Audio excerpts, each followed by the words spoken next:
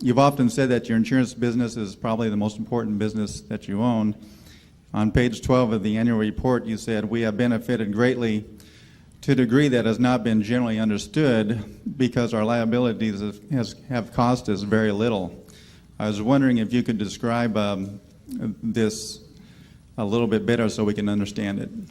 Yeah, Charlie and I have lost about the same amount, at about 20 pounds each.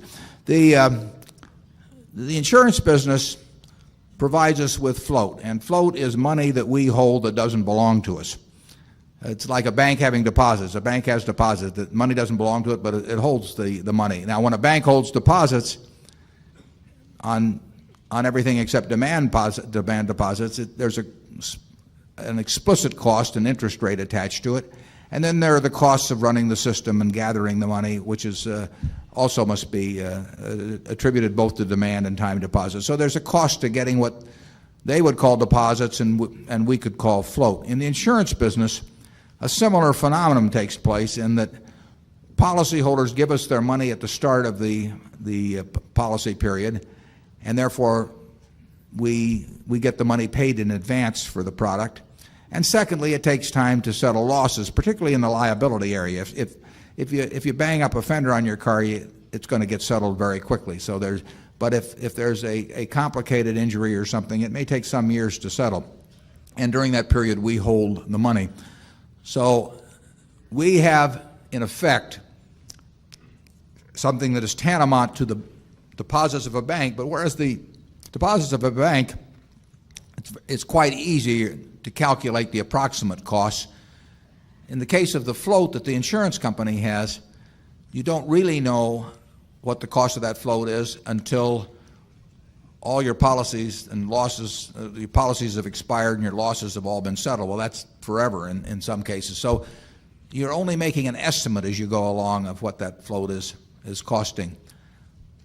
To date, with Berkshire, in the 29 years we've been in the business, it appears, never certain, because you don't know for sure what's going to happen, but it appears that our float has not cost us anything on average. It's been years when we've had an underwriting loss. When there's a cost, there's been years when we had an underwriting profit, and so we had a reverse cost. So we have obtained that float on very advantageous terms over the years. Far more, fully as important as that. It's important to get it at a low cost, in our case, no cost. But the other important thing is that we've grown it dramatically. And so we've gotten more and more money without having any cost attached to it. And if we still had our 16 or 17 million, I guess, of float that we had in 1967, and it was no cost, it would be very nice, but 17 million of free money is worth something, but it's not worth a ton. Having 7 billion, if we can achieve that as free money, it's worth a lot of money. And that growth has not probably generally been appreciated fully in connection with Berkshire, nor has the interplay of how having zero cost money in terms of affecting our gain in value over time. People have always looked at our asset side, but they haven't paid as much attention to the liability side.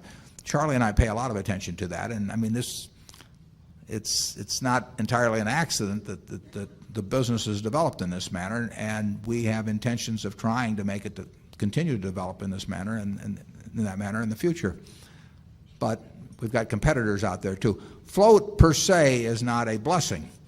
We can show you many insurance companies that thought it was wonderful to generate float, and they have lost so much money in underwriting that they'd be better off if they'd never heard of the insurance business.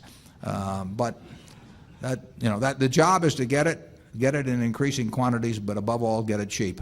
And that's what we work at. And you do that in the business through having some kind of competitive advantages. You won't do it just by having an ordinary insurance company. The ordinary insurance company is not a good business. We have it in certain respects because of our attitude toward the business. We have it because of our financial strength gives us certain competitive advantages, and we have it in the case of GEICO because of a very low-cost operation. And it's up to us to try and figure out ways to maximize each one of those competitive advantages over time. We've built those advantages. I mean, in 1967, we were not looked at that way in the insurance business. We we've built a position of competitive strengths, and in the case of Geico, they had it without us, but we have bought into it over time.